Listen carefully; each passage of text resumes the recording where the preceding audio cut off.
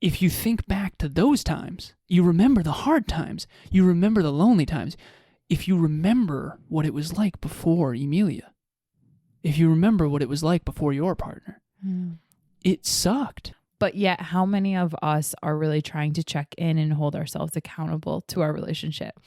Because if we continue to do the things at the very beginning, there will be no end. And it doesn't have to look exactly the same. It can evolve, and it should evolve as you both evolve. Conscious couples, business partners, and singles committed to attracting their dream partner. Welcome to the Conscious Couples podcast, where we share our life, love story, and combined relationship expertise to help you create and consistently cultivate the most magnificent, intimate relationship possible. Never again will you feel hopeless and alone in your intimate relationship challenges. Having accumulated thousands of hours coaching conscious couples and individuals all over the world, as well as starting and growing a global business together, Alan and I are here to guide you in all things relationships. Thank you again for tuning into the one place where it's not about you or me, it's about the we. Conscious couples and individuals, welcome back to the one and only Conscious Couples podcast. We have an episode for you today, episode number 68. Is your partner still grateful for you? Do what you did in the beginning, there won't be an end. That is a Tony Robbins quote, or at least that's where I heard it first, but I do think it's very powerful. In the beginning, honeymoon phase, we talked about it. What episode was that? Do you know? Don't. 3 or 4 episodes ago, we did be careful of the honeymoon phase. But in the beginning, everything's magic, and you're so grateful to have met your partner. Is that still the case years later? Sweetheart, before we jump into your intention for today's episode, I just want to thank Next Level Podcast Solutions for producing this show, audio, video, all of the above. Thank you, thank you, thank you. Sweetheart, ladies first, what is your intention for today's episode? My intention is for all of our listeners to be able to harness the power of gratitude. For someone who can easily forget things, one thing that I do remember is that when you have gratitude, it's really, really powerful. But when you give gratitude and when you give it to a relationship, it is 10 times more powerful than if you were to just keep it close to your heart.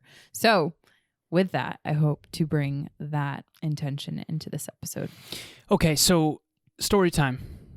Emilia and I believe it was circa 1974. I'm kidding. I'm sorry. I'm being playful. Okay. Love it. Emilia and I met 3.5 years ago. And I brought up the gratitude game, which I believe Taryn and Kevin's my business partner for new listeners, and I believe they were still practicing the gratitude game. And I think they did 1 gratitude per night or something like that. And then and if you've listened to this podcast, you know about the gratitude game a little bit, but that's what this episode's going to be about, which is Emilia and I, for essentially at least 2 years, never missed a single day.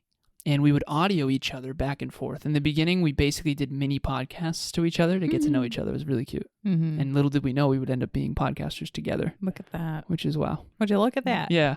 And so Emilia falls asleep a lot less on the mic on this podcast than she did during her gratitudes for me. You're welcome. Yeah. So I did this on one of the previous episodes, but this is a little bit of what it would be like. So it'd be late at night. I'd miss her so much. This was before we lived together. And I would like to fall asleep to her gratitudes. So we would listen to each other's audio messages before bed, hear each other's voice before bed. Very cute. And it would be, I'm grateful for how handsome you are. And then it would be like, I'm grateful. I'm sorry. I'm so sorry. I think I fell asleep there. No, you definitely did. And then I nodded off 3 more times. And then I finally what did I leave off? So I got like a bunch of gratitudes over and over and over again, which was good. So she was extra grateful. So I was feeling the gratitude. And for about 2 years, we did that every single night. And I have them all saved still, actually, on my phone. All of them are saved. Yeah, all the audios. Yeah. And sometimes we would text each other too. Yep. Sometimes we would do 3. Sometimes we would do bonus, and we'd say bonus time. And we started with 3, and then eventually it was 7, and then eventually it was 27. I took us off the rails. Yeah, and then eventually it was like, we cannot sustain this. Definitely not. Because we also have other things to do, which is important as productive adults. And while I know that's been hard on you to not think of all the things you're grateful for me. I'm kidding. This is fun. This is good. This is good. So anyways, 2 years in, we didn't decide. We just kind of fell off. We stopped. Yeah. And I think like 4 to 6 months went by where we weren't not doing gratitudes anymore. I think it was a couple weeks, love. No, it was definitely a few months, love. Really? I think so. It was long enough for me to start freaking out and say we need to get back on. Yeah. Fair. So I come to Emilia and I say, sweetheart, I just don't feel that grateful anymore. I feel like we need to get back to the gratitude game. Yeah. And since then, we've not missed. I actually owe you 3 gratitudes right now. You sent me your 9. Yeah. Because you were 3 days behind. So listeners, you do not have to be perfect with this. Mm-mm. You can miss a day and then double up the next day.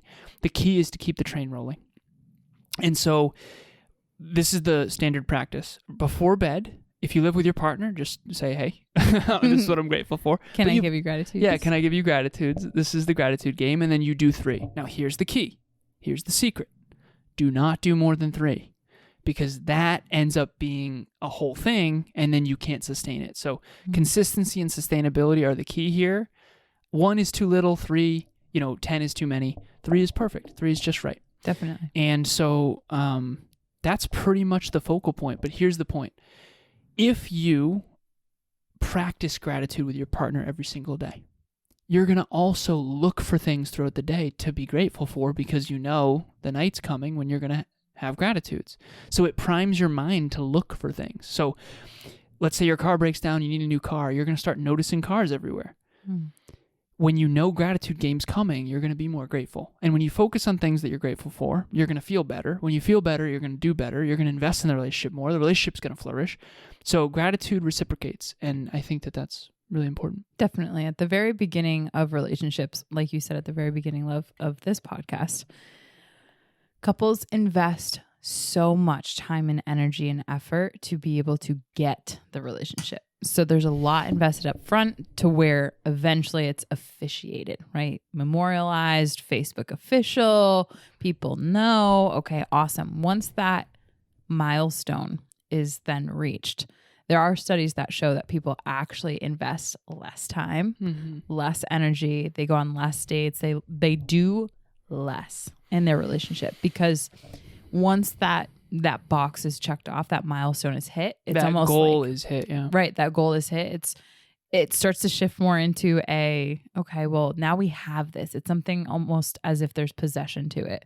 Now that we have this, it can just be. Whereas that thought pattern can get so many couples into a lot of trouble. And we know this, but yet how many of us are really trying to check in and hold ourselves accountable to our relationship? Because if we continue to do the things at the very beginning, there will be no end.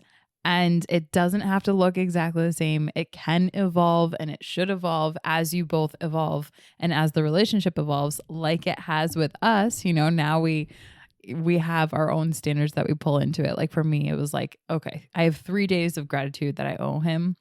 That's beyond my personal standards. So I want to make sure that I give him those. And life gets busy. We get so busy and we get so overwhelmed and we're imperfect. We'll miss it. We'll fall asleep. There's so much on our plate. However, we try to make sure that our partnership is at a primary focus of our every single day. And I can say hands down that has helped create a really beautiful, soft landing for our days to end on.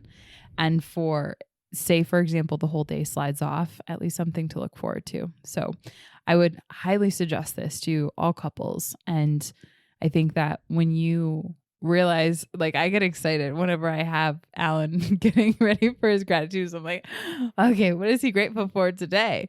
And I can speak from a feminine perspective on this, where you might be so grateful for your partner, and it might be so overwhelming when you do start to focus on that, of like, what are the top 3 things that I want to share? Because when you share that from a place of genuine sincerity, there's like almost like a fear of like, well, they might not see how grateful I am for all of these other things. And that's where I would suggest to any of our listeners, if you ever struggle with that, I think that that's a really beautiful struggle to have. And to give perspective, I'm sure we can all think of a relationship where there wasn't any gratitude. It wasn't a practice. There wasn't any focal point and courage to even look at what we're grateful for. It was likely we're looking for every little thing that had gone wrong. And so the days that have gratitude are 10 times better than the days that don't. Hi, everybody. I'm Caleb, and this is my beautiful wife, Angela. We're pretty new clients to Al and Emilia and their conscious couples coaching. Yeah, I think we started back in early 2022, around February, and our relationship has completely shifted in a few short months. I think one of the biggest takeaways from working with them was our communication, which I believe is an obstacle for most couples. I was talking to Ange in a way that I would understand, but it wouldn't connect to her, which caused some arguments. But Al and Emilia were able to point that out, and now I can talk to her how she's going to understand. She can do the same for me. Yes, our communication is way better than it's ever been. We've been together for about 6 years now. And as well as just really figuring out what our core values personally are, but as well as what they are in our relationship. So being able to communicate from that space is really valuable. So thank you, Alan and Emilia, for everything you've done and for leading the way. So do you remember the study, love, where they said, and you know emotions better than I do, but I'm reading How Emotions Are Made by Lisa Barrett. Mm-hmm.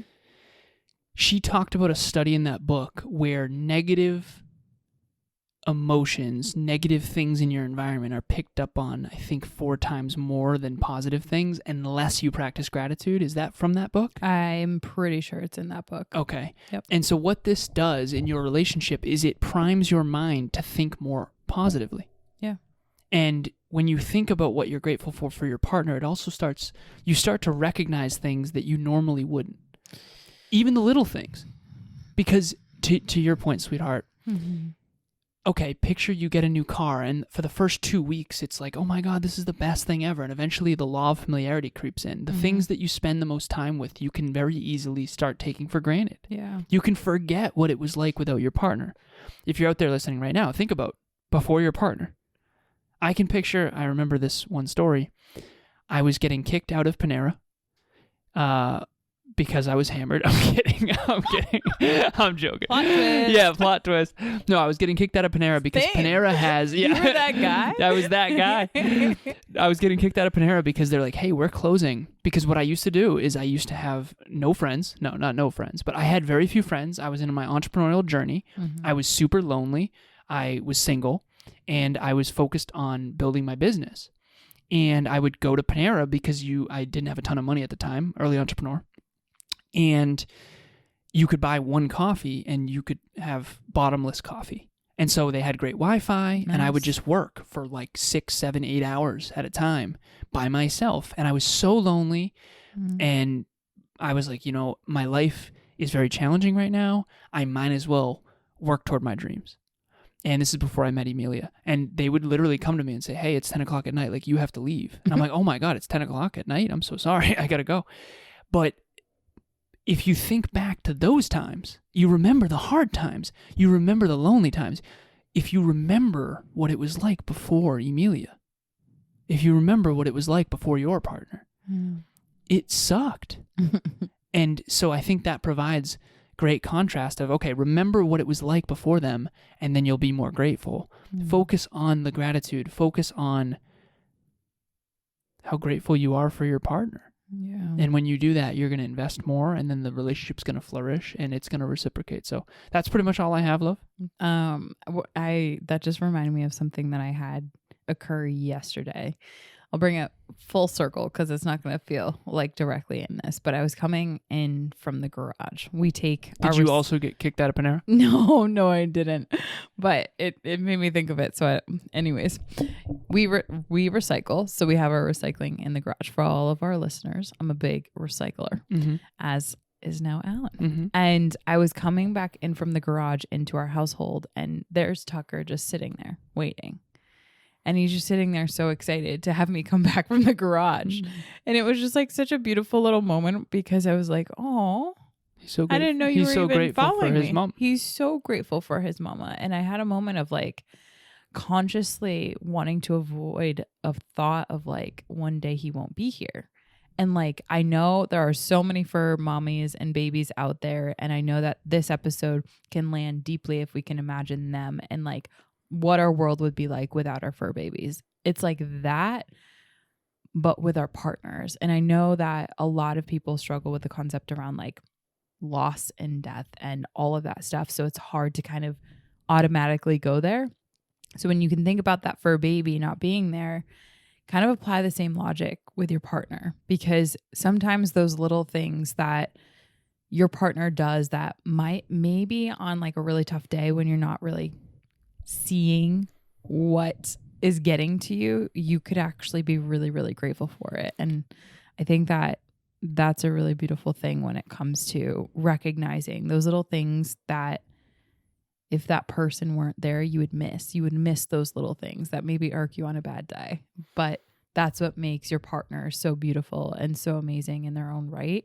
And that's what adds so much light to your relationship. And it's easy to take that for granted. And in the beginning, I can bet that wasn't irking you.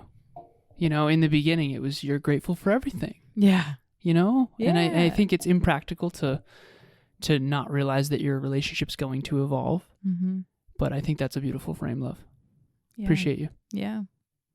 Well, I'm grateful for you. Anything in closing? No. I think that it feels complete. Okay. Gratitude number 1. Gratitude number 2. Gratitude number 3. Say it before bed. So back to the title of this episode, is your partner still grateful for you? If your answer was no, bring it up. Bring up the gratitude game. Say, listen, I think we've lost perspective. I had one past relationship where there was a part of me that almost wished she would go date some regular guy because I wanted her to remember what it was like to be with someone who didn't work so hard to be better every day because I felt so underappreciated. So if you feel underappreciated, that could be because your partner's not grateful. Mm-hmm. And there's a way to solve that. And it's the gratitude game. And one of the things, too, that I'll just add to that, love, is sometimes there's something that's really important to you that you don't realize is so important to you that you want your partner to recognize and be more grateful for. Sometimes that might happen, too. Like, can you give an example? Like, I was going to say acts of service. I'm so grateful for that. And you do that all the time. So it's easy for us in our relationship to be grateful for that. But I didn't realize, like, I don't know, little things. It's the little things that matter to me. And when I do little things and when you are super grateful to them or for them to me, I don't realize how much it's like, oh, thank you so much. I needed that so much. I didn't know how much I needed that. And if I didn't have that awareness built through our relationship, then I wouldn't be able to say, babe, I feel like I'm being underappreciated in this area where you used to really appreciate me. Or I didn't recognize that this was something like, I don't know, taking Tucker out. This was something that was really important to me to have my quiet time. Would you mind doing this? Like, I'm super grateful for all of this. And I want to be able to have my partner be grateful for it as well. So there's the gratitude game can actually have you not only look to your partner from a different perspective, but also like yourself and what you may or may not want more gratitude around, you know? And then the other thing too is you and I talked about this on a walk recently, love. Mm-hmm. Can you appreciate a great relationship if you've never had a bad one? Oh. So you and I are grateful in hindsight for some of the relationships we've had in the past that were honestly not great. Mm-hmm. They were bad. They were bad in comparison. Yes. How do you know what a mansion is like if you've never lived in a shack, so to speak? Can you appreciate a mansion if you were born in it? But if you were born in a shack and then eventually end up in a mansion, there's a deeper appreciation. Mm-hmm. And so if you've had tough relationships, if you've had bad times, if you've had partners that treated you like crap, there's another level of gratitude on the other side of that. Mm-hmm. And if you're still in that position, it's time to realize that your partner's not grateful and maybe not appreciating you the way that they should. When you appreciate someone or something, it appreciates. in homes, and you know this because you were in real estate, love, homes, if you take care of them, appreciate in value, meaning they get more valuable. You renovate the kitchen, you cement the garage, you improve the house, you do new siding, you paint the house, you do a new deck.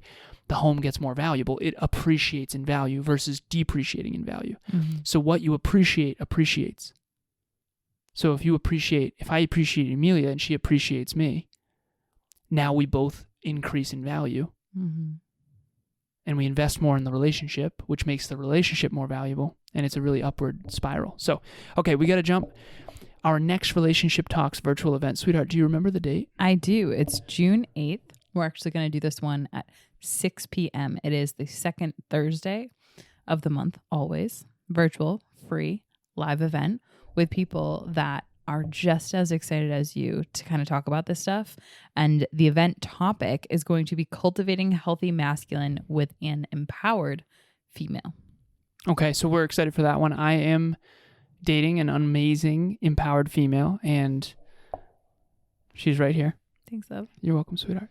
So, and you are a healthy masculine. Thank you, love. Thank you. It can be really challenging if you have insecurities cropping up when your partner's getting after it, crushing it, doing fitness goals, business, all kinds of awesome things. And so if you are an empowered female out there listening and you feel like your partner would benefit from coming to this event, please bring them. It's a safe space. We're not here to call anyone out. We're here to get better together. Okay. Also, every single Saturday, we have Relationship Talks coaching. We do that with clients that pay us, but the first one's free. First one's totally free. No strings attached. We want to meet our listeners. We can't wait to meet you.